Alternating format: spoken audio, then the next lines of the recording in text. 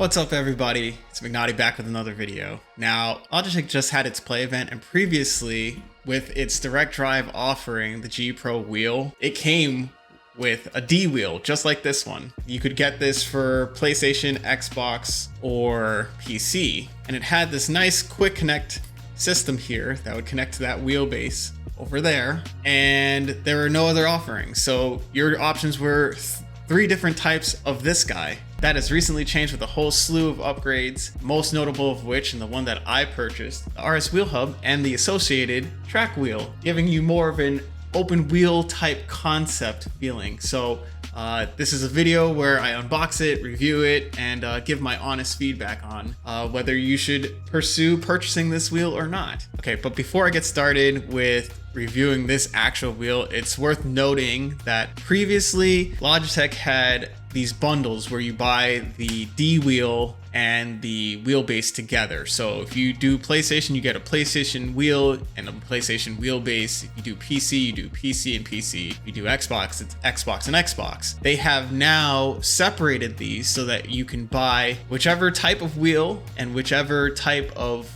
wheelbase separately. If we scroll down a little bit here, you can get the wheelbase by itself, and you can get the wheelbase still with the D wheel if you want.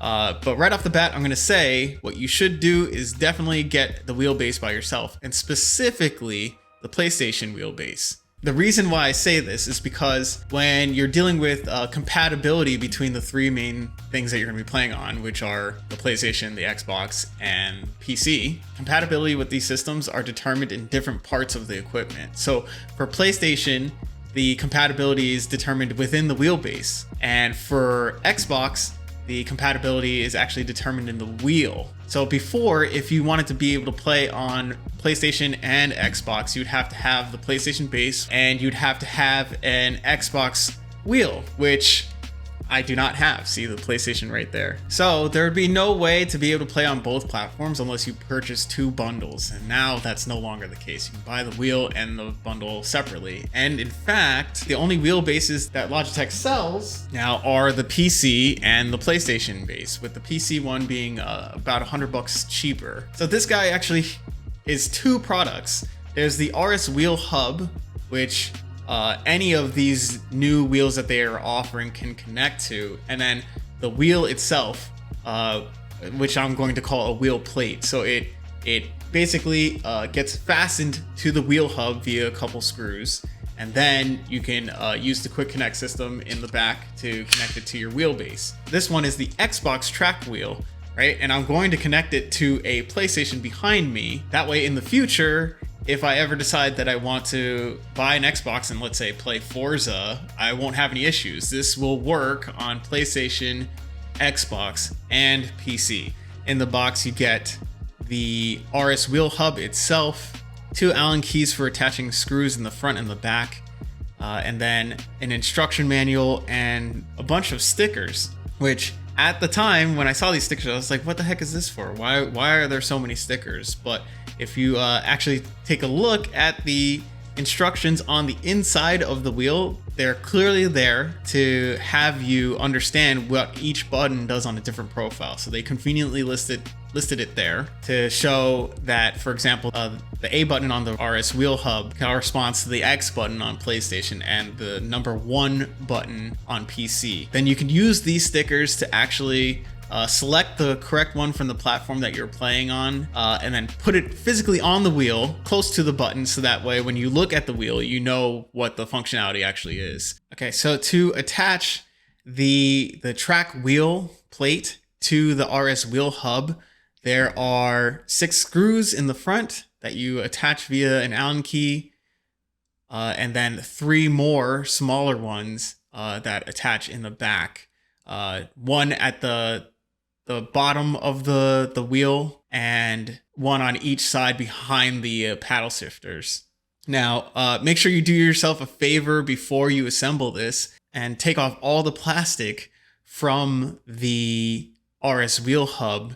I ran into the minor inconvenience of attaching the front face first, and then not being able to attach the two smaller screws behind the shifters because there is plastic in the way. Okay, so once you complete that, the wheel is pretty much set up and ready to go. But what I would encourage you to do is actually plug in your wheelbase to your PC and launch G-Hub first to make sure that any pertinent firmware updates for the wheel itself, the RS wheel hub itself, are applied, and then you can get going on your platform of choice. Okay, so now for the feel of the wheel itself. The combined weight of the RS wheel hub and the track wheel is about 300 grams less than the original D wheel. Can't really tell too much by holding it side by side, but what I can feel the difference of is the diameter of the wheel.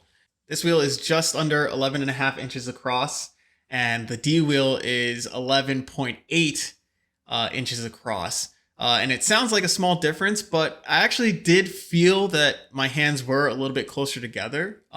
It's something that I'll definitely need to get used to, but I don't think it's that much of a game changer. But you might notice it as soon as you start using the wheel if you've used the D wheel before. The grip position, obviously with the track wheel, it kind of forces you to be closer to the 9 and 3 position because there's nothing on top here to slide your hands onto. You're pretty much locked into grabbing it exactly at 9 and 3. The feel of the wheel compared to its predecessor is a lot less abrasive. The stitching on the inside of the D wheel would actually cause me to have blisters after a while. That's the reason why I wear gloves, because just, you know, the friction between my hand and the stitches on the inside here of the D wheel that runs along the entire inside, created issues for me. There is no such stitching on the track wheel. It is a smooth, continuous surface with no stitching to be found. It doesn't feel like it's genuine leather. It kind of actually feels like it's plasticky, but I don't know, that's too much of an issue for me. Another thing to note is that the orientation of the button on the right side on the D wheel is actually facing towards you. They changed this orientation to be perpendicular to you, just like the left side, which I think is a welcome change. It was always a little bit awkward for me to mess with that dial a little bit differently. The inclusion of a couple extra buttons on the face of the wheel. You can see here there are 2 buttons on either side on the front face of the wheel, and on the D wheel there's just 1. So you get the extra left side bumper and right side bumper wheels. Those correspond to R3 and L3 on the PlayStation side. On the D wheel, R3 and L3 were physically down here, but now on this wheel, on the track wheel, they've moved up. So you actually get 2 extra buttons. The clutch that is present on the back of the D wheel is no longer present in the back of the wheel hub. So you actually lose soft clutch pedals. Other than that, it's largely the same layout. But yeah, I tried this on Gran Turismo 7 just to get a feel. All other settings remaining the same as I did on the D wheel. So let's see how that went. It feels like the wheel is a little bit further away from me by like about an inch or so. Like in general, like it just feels very ergonomic. The shifter paddles on the top, they appear to be a little bit lower, either lower or the height of them is a little bit shorter. So my index fingers tend to slip over it compared to what I was used to, but I don't think that's that big of an issue. So 2 things just happened now, right? The first is when I moved to change the brake bias, right, from 0 to -1, I actually grabbed at the little knob as if it were in front, right, facing me, where now it's, like I said before, it's a perpendicular button. So I totally missed it. And then also I went to try and pause and the button where the pause used to be no longer has a function. It's the little upload icon on the PlayStation doesn't have a function. The option button and the share button on the left side are a little bit lower, so you gotta actually go lower to pause or use the share button. There's also like a tactile, like audible noise for when you switch this knob around. It's audible through my earphones.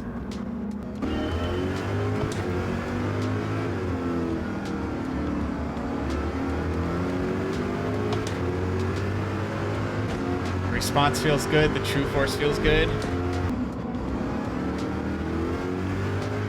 I do feel my hand slipping a little bit. Now, I don't know if that's because I'm not wearing gloves or just not used to the grip yet, but it definitely seems like oh, boost from behind. Definitely seems like my hands tend to slip up from 9 and 3.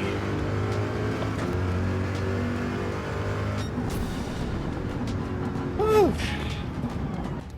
I would say, listen, it feels great. My hands still slide up a little bit. I haven't tested this with gloves.